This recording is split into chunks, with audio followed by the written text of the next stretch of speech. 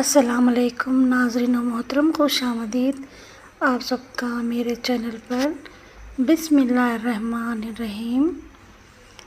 تمام ناظرین اکرام سے گزارش ہے کہ ویڈیو شروع ہونے سے پہلے حضور نبی کریم صلی اللہ علیہ وسلم کی ذات اعلیٰ پر ایک مرتبہ درود شریف ضرور پڑھ لیں۔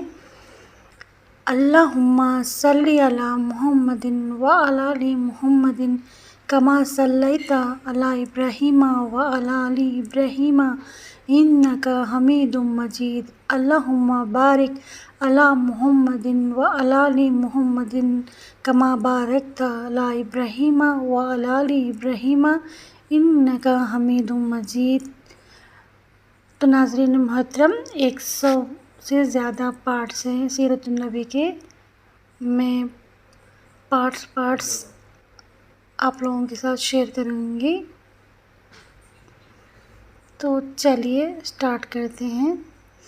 سیرت النبی، حضور نبی پاک صلی اللہ علیہ وسلم کی زندگی میں جو واقعات گزرے ہیں ان کے بارے میں تفصیل سے بیان کروں گی۔ پارٹ 1، زمزم کی کھدائی۔ حضرت ابراہیم علیہ السلام کے بیٹے حضرت اسماعیل علیہ السلام کے 12 بیٹے تھے۔ ان کی نسل اس قدر ہوئی کہ مکہ مکرمہ میں نہ سما سکی اور پورے حجاز میں پھیل گئی۔ ان کے ایک بیٹے خیدار کی اولاد میں عدنان ہوئے۔ عدنان کے بیٹے معد اور پوتے کا نام نزار تھا۔ نزار کے 4 بیٹے تھے، ان میں سے ایک کا نام مضر تھا۔ مضر کی نسل سے قریش بن مالک پیدا ہوئے، یہ فہر بن مالک بھی کہلائے۔ قریش کی اولاد بہت ہوئی، ان کی اولاد مختلف قبیلوں میں بٹ گئی۔ ان کی اولاد سے خصا نے اقتدار حاصل کیا۔ خصا کے آگے 3 بیٹے ہوئے، ان میں سے ایک عبد مناف تھے، جن کی اگلی نسل میں ہاشم پیدا ہوئے۔ ہاشم نے مدینے کے ایک سردار کی لڑکی سے شادی کی۔ ان کی یہاں ایک لڑکا پیدا ہوا، اس کا نام شیبہ رکھا گیا۔ یہ پیدا ہی ہوا تھا کہ ہاشم کا انتقال ہو گیا۔ ان کے بھائی مطلب مکے کے حاکم ہوئے۔ ہاشم کا بیٹا مدینہ منورہ میں پرورش پاتا رہا۔ جب مطلب کو معلوم ہو گیا کہ وہ جوان ہو گیا ہے تو بھتیجے کو لینے کے لیے خود مدینہ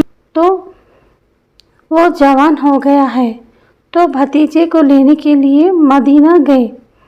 اسے لے کر مکہ مکرمہ پہنچے تو لوگوں نے خیال کیا یہ نوجوان ان کا غلام ہے۔ مطلب نے لوگوں کو بتایا یہ ہاشم کا بیٹا اور میرا بھتیجا ہے۔ اس کے باوجود لوگوں نے اسے مطلب کا غلام ہی کہنا شروع کر دیا۔ اس طرح شیبہ کو عبد المطلب کہا جانے لگا۔ انہیں عبد المطلب کے یہاں ابو طالب، حمزہ، عباس، عبداللہ، ابو لہب، حارث، زبیر، زرار اور عبد الرحمن پیدا ہوئے۔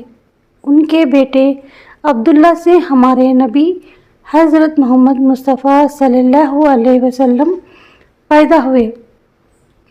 عبد المطلب کے تمام بیٹوں میں حضرت عبداللہ سب سے زیادہ خوبصورت اور سب سے زیادہ پاک دامن تھے۔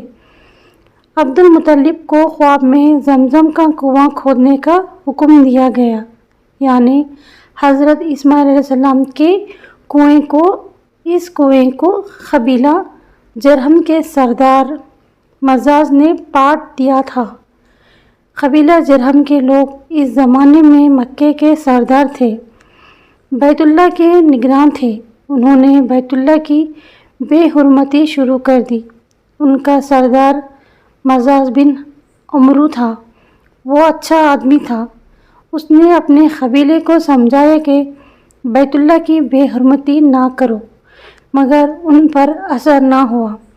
جب مزاج نے دیکھا کہ ان پر کوئی اثر نہ ہوتا تو قوم کو اس کے حال پر چھوڑ کر وہاں سے جانے کا فیصلہ کیا۔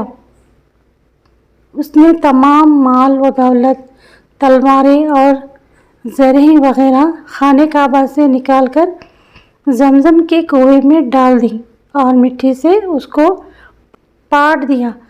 کنواں اس سے پہلے ہی خشک ہو چکا تھا، اب اس کا نام و نشان مٹ گیا۔ مدتوں یہ کنواں بند پڑا رہا۔ اس کے بعد بنو غزاہ نے بنو جرہم کو وہاں سے مار بھگایا۔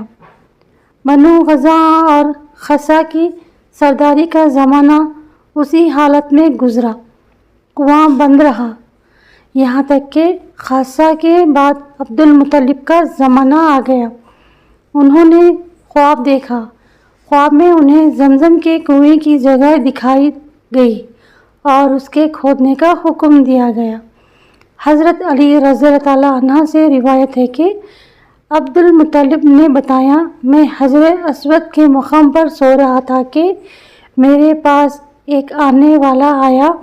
اس نے مجھ سے کہا، طیبہ کو کھودو۔ میں نے اس سے پوچھا، طیبہ کیا ہے؟ مگر وہ کچھ بتائے بغیر چلا گیا۔ دوسری طرف رات پھر خواب میں وہی شخص آیا، کہنے لگا، برہ کو کھودو۔ میں نے پوچھا، برہ کیا ہے؟ وہ کچھ بتائے بغیر چلا گیا۔ تیسری رات میں اپنے بستر پر سو رہا تھا کہ پھر وہ شخص خواب میں آیا۔ اس نے کہا، مجنونہ کھودو۔ میں نے پوچھا، مجنونہ کیا ہے؟ وہ بتائے بغیر چلا گیا۔ اس سے اگلی رات میں بستر پر سو رہا تھا کہ وہی شخص پھر آیا اور بولا، زمزم کھودو۔ میں نے اس سے پوچھا، زمزم کیا ہے؟ اس بار اس نے کہا، زمزم وہ ہے جس کا پانی کبھی ختم نہیں ہوتا، جو حاجیوں کے بڑے بڑے مجموعوں کو سیراب کرتا ہے۔ عبد المطلب کہتے ہیں، میں نے اس سے پوچھا، یہ کنواں کس جگہ ہے؟ اس نے بتایا، جہاں گندگی اور خون پڑا ہے اور کوا ٹھونگے مار رہا ہے۔ دوسرے دن عبد المطلب اپنے بیٹے حارث کے ساتھ وہاں گئے۔ اس وقت ان کے یہاں یہی ایک لڑکا تھا۔ انہوں نے دیکھا وہاں گندگی اور خون پڑا تھا اور ایک کوا ٹھونگے مار رہا تھا۔ اس جگہ کے دونوں طرف بت موجود تھے اور یہ گندگی اور خون دراصل ان بتوں پر قربان کیے جانے والے جانوروں کا تھا۔ پوری نشانی مل گئی تو عبد المطلب کدال لے آئے اور کھدائی کے لیے تیار ہو گئے، لیکن اس وقت قریش وہاں آ پہنچے۔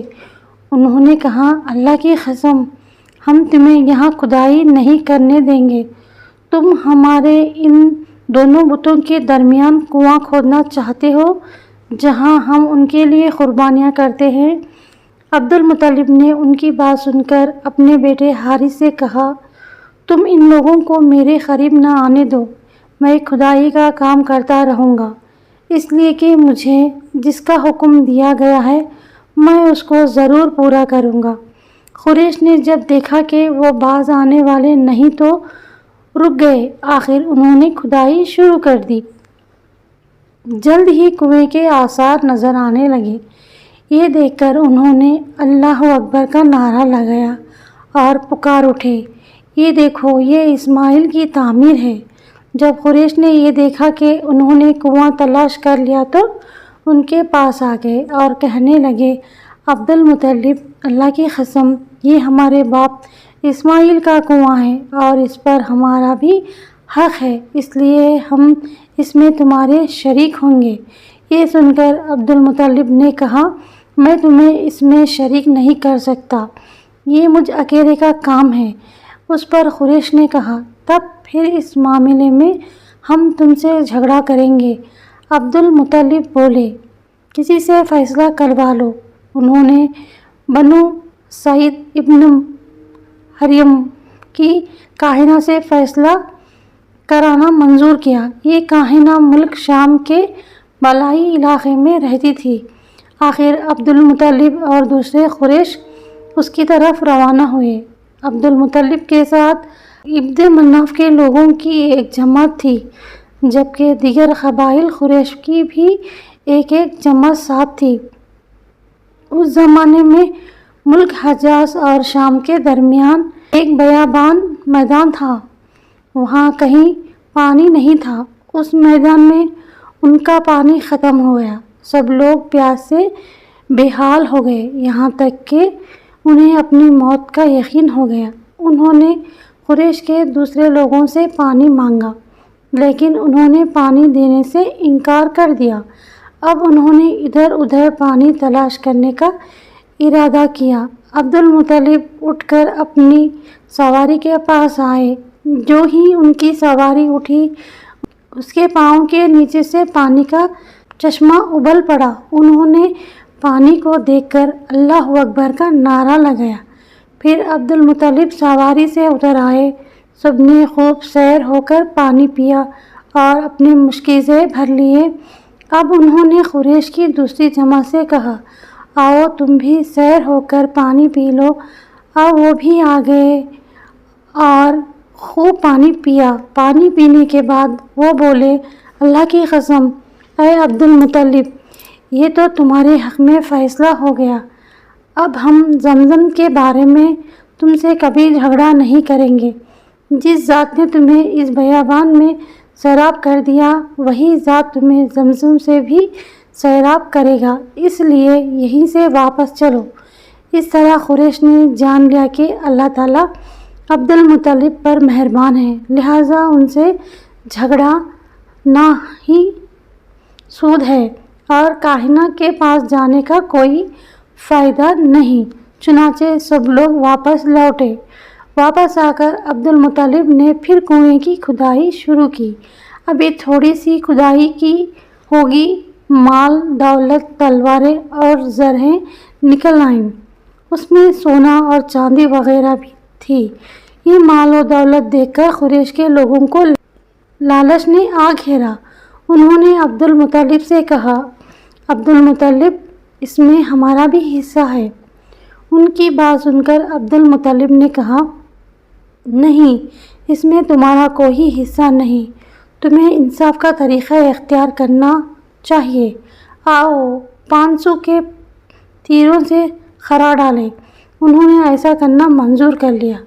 2 تیر کعبے کے نام سے رکھے گئے، 2 عبد المطلب کے اور 2 قریش کے، باقی لوگوں کے نام کے 500 پھینکا گیا تو مال اور دولت کعبے کے نام نکلا۔ تلواریں اور زرہیں عبد المطلب کے نام اور قریشوں کے نام کے جو تیر تھے وہ کسی چیز پر نہ نکلے۔ اس طرح فیصلہ ہو گیا۔ عبد المطلب نے کعبے کے دروازے کو سونے سے سجا دیا۔ زمزم کی کھدائی سے پہلے عبد المطلب نے دعا مانگی تھی کہ اے اللہ، اس کی کھدائی کو مجھ پر آسان کر دے، میں اپنا ایک بیٹا تیرے راستے میں ذبح کروں گا۔